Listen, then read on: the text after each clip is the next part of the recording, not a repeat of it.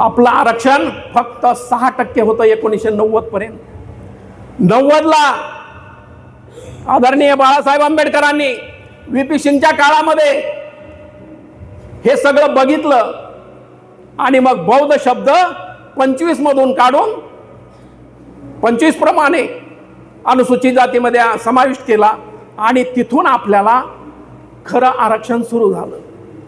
आता इथे सगळंच आरक्षण, आपण आरक्षणाला पात्र झालो, परंतु त्याही आरक्षणामध्ये महाराष्ट्रातील आपल्या अधिकाऱ्यांनी परत घोळ घातला.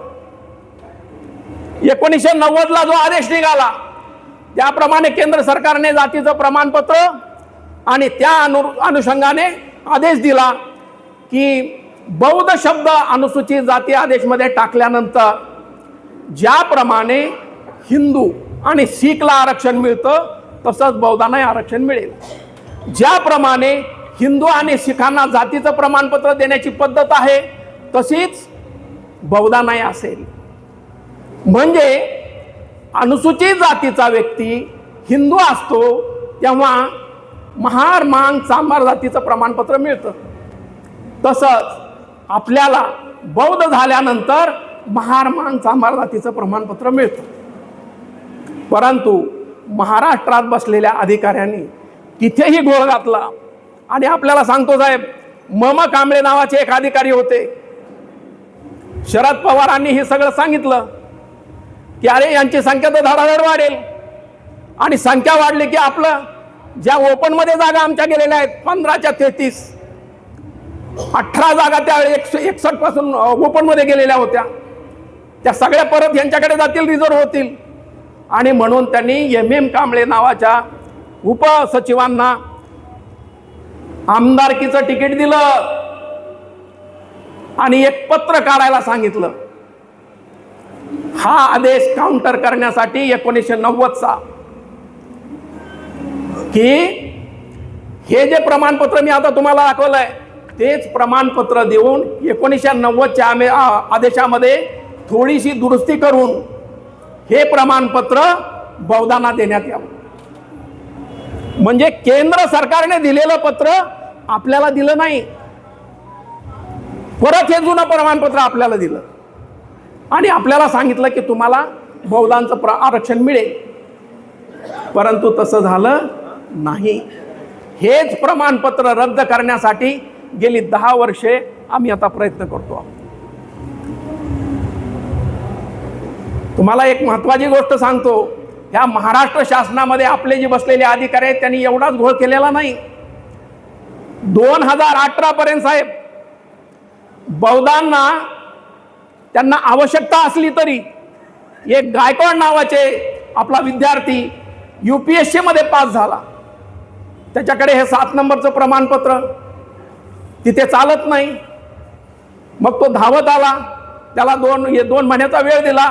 महाराष्ट्र शासनाच्या अधिकाऱ्यांनी त्या व्यक्तीला महार जातीचं प्रमाणपत्र दिलं नाही. महाराष्ट्र शासनाने अशी तिथे करून ठेवली होती सोय की बौद्धाला कोणत्याही परिस्थितीमध्ये महार जातीचं प्रमाणपत्र मिळलंच नाही पाहिजे. मग ती अमेंडमेंट करण्यासाठी, ती सुधारणा करण्यासाठी मी एक पत्र लिहिलं, बाळासाहेब आंबेडकरांकडे गेलो, त्यांना ही सगळी गोष्ट मी समजावून सांगितली आणि त्यांनी मला पत्र दिलं. आणि मग वाघमारे साहेब तेव्हा तिथे होते, वाघमारे साहेबांनी ती सुधारणा केली. कम्प्युटरमध्ये अशी व्यवस्था त्यांनी करून ठेवली होती की बौद्ध लिहिलं की 7 नंबरच पुढे यायचा कम्प्युटरवर, महार लिहिलं की जाती यायचीच नाही, लिस्टमध्ये यायचीच नाही तिथे. आणि महार जातीचं प्रमाणपत्र घ्यायचं असेल तर तुम्हाला हिंदूच लिहावं लागायचं. म्हणून आपले लोक बरेचसे ज्यांच्याकडे 7 नंबर आहे ते हिंदू महार म्हणून प्रमाणपत्र घेतो. ही व्यवस्था आम्ही वाघमारे साहेबांकडून करून घेतली आणि आज तुम्हाला सांगतो की महाराष्ट्रामध्ये सगळ्या सेतू केंद्रावर बौद्ध सांगितलं की अनुसूचित जातीची सूची येते, त्यामध्ये आपली जात सिलेक्ट केली की केंद्र सरकारच्या नमुन्यामध्ये आता आपल्याला जातीचा फॉर्म मिळतो. परंतु एवढ्यावर आम्ही थांबणार नाही. आदरणीय भीमराव आंबेडकर साहेबांनी एक पत्र आता लिहिलंय कांबळे साहेबांना. आपल्याला पण सांगतो साहेब, 7 नंबरची कीड जोपर्यंत महाराष्ट्र शासनाच्या रेकॉर्डमधून जात नाही तोपर्यंत बौद्धांना खरा न्याय मिळणार नाही. कित्येक लोक म्हणतात की आमचं एवढं नुकसान झालं. आज कोकणामध्ये तर अशी परिस्थिती आहे की आपली संख्या भरपूर, पण एकही जिल्हा परिषदेची जागा शिल्लक नाही आहे. याचं कारण असं की आपण बाबासाहेबांनी जे लिहून ठेवलंय धर्मांतराच्या पूर्वी बाबासाहेबांच्या पोटाचा खिशाचा आपण शोध केला नाही आणि महाराष्ट्र शासनाच्या बहिकाम्यामध्ये येऊन आपण जात लिहिणं बंद केलं. ह्या जातीचा आणि बौद्ध धर्माचा काही संबंध नाही. आपल्याला सांगतो 1936चा आदेश काढून बघा, माझ्याकडे आहे तो. 1936च्या अनुसूचित जाती आदेशामध्ये कोणत्याही धर्माचा उल्लेख नाही, पण 1950च्या आदेशामध्ये बाबासाहेबांनी हिंदुइझम घातला. का घातला असेल?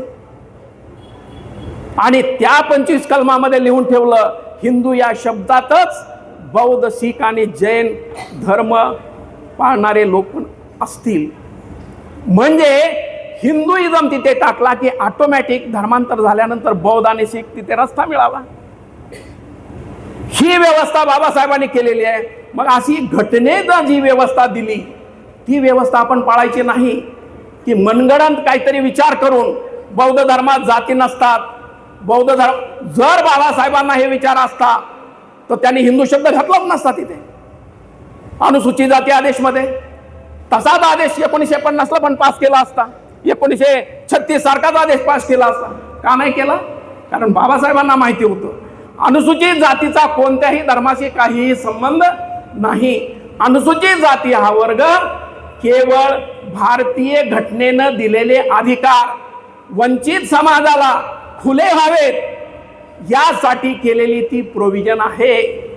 आणि म्हणून मी आपणा सर्वांना विनंती करतो, भीमराव साहेबांनी मला स्पेशली सांगितलं की लोकांच्या डोक्यातून ही गोष्ट काढली पाहिजे की येणाऱ्या जनगणनेमध्ये कोणत्याही परिस्थितीमध्ये कुठेही आडेवेडे न घेता कुणाचंही न ऐकता धर्माच्या कॉलममध्ये बौद्ध लिहायचं आणि जातीच्या कॉलममध्ये महार, मांग, चांभार याचा आणि धर्माचा काही संबंध नाहीये. आपली जात लिहिणं गरजेचं आहे कारण आपल्याला हक्क मिळवायचे आहे. हे हक्क आपल्या हातून गेले परत कोणी देणार नाही आपल्याला. बाबासाहेबांनी जी तरतूद करून ठेवलेली आहे त्याप्रमाणेच आपल्याला पुढे गेलं पाहिजे. आज परिस्थिती अशी आहे की शाळेमध्ये सर एक चांभाराचा मुलगा सातारचा किरण मोरे म्हणून, ही आमची सगळी चळवळ बघितल्यानंतर तो म्हणतो की माझ्या मुलाचा शाळेत दाखला करायचा आहे, धर्म बौद्ध लिहा आणि जात चांभार लिहा. शाळेतल्या शिक्षकांनी अडवलं, म्हणाले बौद्ध लिहून चांभार कसा लिहिणार. मग त्यावेळेस कामी आलं श्याम तागडे साहेबांचं पत्र. ही गोष्ट अगोदर आम्ही समाज कल्याणाला सांगितलेली होती की आमचे लोक शाळेमध्ये जेव्हा जातात त्यावेळेस धर्म बौद्ध लिहिल्यानंतर त्यांची जात लिहिली जात नाही. शाळेचे लोक दरडावून सांगतात की जर तुम्हाला जात लिहायची असेल तर तुम्ही हिंदूच लिहावा लागेल. या गोष्टीचा पण सर आम्ही आता खुलासा करून घेतलेला आहे आणि संपूर्ण महाराष्ट्रामध्ये इव्हन परवाची गोष्ट तुम्हाला सांगतो की नागपूरच्या न्यायालयाने निर्णय दिला की ह्या 7 नंबरच्या फॉर्ममुळे पोलीस स्टेशनमध्ये केस दाखल करून घेतात, FRI मध्ये बौद्ध लिहितात. पोलिसांना काय करायचे ते सांगेल ते लिहितात, परंतु कोर्टामध्ये ते चालत नाही. कोर्टानं रिजेक्ट केलं आणि सांगितलं की बौद्ध हा शब्द अनुसूचित जाती आदेश 1950च्या सूचीमध्ये नसल्यामुळे या केसमध्ये अॅट्रॉसिटी लागू शकत नाही. किती मोठा गोंधळ आहे. त्या माणसाची अॅट्रॉसिटी रद्द झाल्यानंतर त्याच्यावर किती वेदना झाल्या असतील त्या व्यक्तीला. अशा अनेक अॅट्रॉसिटी महाराष्ट्रामध्ये रद्द झालेल्या आहेत. आणि म्हणून आपण सर्वांनी एक लक्षात घेतलं पाहिजे की धर्म बदल करणं गरजेचं आहे, परंतु धर्म बदल करण्याची पद्धत कशी आहे. आपलं इतरांसारखं नाही आहे, अनुसूचित जातीचं इतरांसारखं नाही आहे. एक धर्म सोडला की दुसऱ्या धर्मात गेलो असं नाही. आपल्याला भारतीय घटनेचा आधार घेऊन पुढे जायचं आहे. भारतीय घटनेच्या आधारावर, कारण आपल्याकडे काय हो, जमिनी त्यांच्याकडे, जायदादी त्यांच्याकडे, गावामध्ये 1.5 एकर 2 एकर जमीन आमची, काय होणार आहे त्याने आमच्या मुलांना. म्हणून मी जेव्हा औरंगाबादहून इथे आलो त्यावेळेस माझ्या मनात हाच प्रश्न होता की धर्म बदल करायचा कसा. आणि हा प्रश्न सर 25 कोटी अनुसूचित जातीच्या लोकांच्या मनामध्ये हाच प्रश्न आहे. मी कलकत्त्यामध्ये बघितलं, उत्तर प्रदेशमध्ये, राजस्थानमध्ये, हिमाचलमध्ये त्यांचा एकच प्रश्न असतो की महाराष्ट्रामध्ये बौद्धांना आरक्षण दिलं जातं, मग आम्हाला का नाही मिळणार. आणि म्हणून ते प्रयत्न करतात. 70 वर्षे यामध्ये गेले. जे काम भैया साहेबांनी 4 वर्षात करून दाखवलं ते काम आम्ही 70 वर्षात नाही करू शकलो. आज बौद्धांची संख्या किती आहे भारतामध्ये?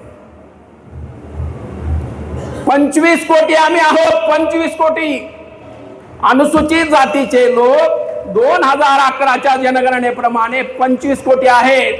सगळे आंबेडकरवादी आहेत. परंतु धर्म बदल कसा करायचा ही कोंडी महाराष्ट्रात जोपर्यंत फुटत नाही, महाराष्ट्रातील जनता जे पहिल्यांदा बौद्ध झालेले आहेत ते जे वेळेस ओपन करत नाही की चला सर्व भारतातील अस्पृश्य लोकांनो, अनुसूचित जातीच्या लोकांनो, आपण धर्म बौद्ध लिहू आणि आपली जात नोंद करू, धर्म बौद्ध आणि जात नोंद करून धर्मांतर करू, अशा प्रकारची भूमिका आपण जर घेतली तरच भारतामध्ये येणाऱ्या जनगणनेत तुम्हाला बौद्धांची संख्या कोट्यावधीमध्ये दिसेल. आणि हे जे आपण करत आहोत ते बाबासाहेबांच्या विचाराच्या विरोधात नाही, बुद्धाच्या विचाराच्या विरोधात नाही, भैयासाहेबांच्या विचाराच्या विरोधात नाही. महाराष्ट्र सरकारनं आमच्यामध्ये कन्फ्युजन निर्माण केलं होतं. ते कन्फ्युजन आता निघालेलं आहे. आम्हाला कळालेलं आहे की आमची फसवणूक कोण करतंय. आता इथून पुढे प्रत्येक बौद्ध कार्यकर्त्यांनी आपल्या जवळपासच्या गावातल्या महाराष्ट्र शासनाचे पत्र आहेत ते पत्र शाळेमध्ये द्या. शाळेतल्या लोकांना सांगायचं की धर्म बौद्ध लिहा आणि जात लिहा माझ्या मुलाची. त्या मोऱ्याने नंतर दादागिरी करून साहेब धर्म आणि बौद्ध त्या चांभाराच्या पोराने लिहिलं धर्म बौद्ध आणि जात चांभार. पण तो जेव्हा जातीचं प्रमाणपत्र काढायला गेला तेव्हाही तीच परिस्थिती. तिथे या अधिकाऱ्याने अडवलं, कारण हे 6 नंबर स्टँड आहे ना, आता 7 नंबर. मग त्यावेळेस त्याने पोलीस स्टेशनला तक्रार केली.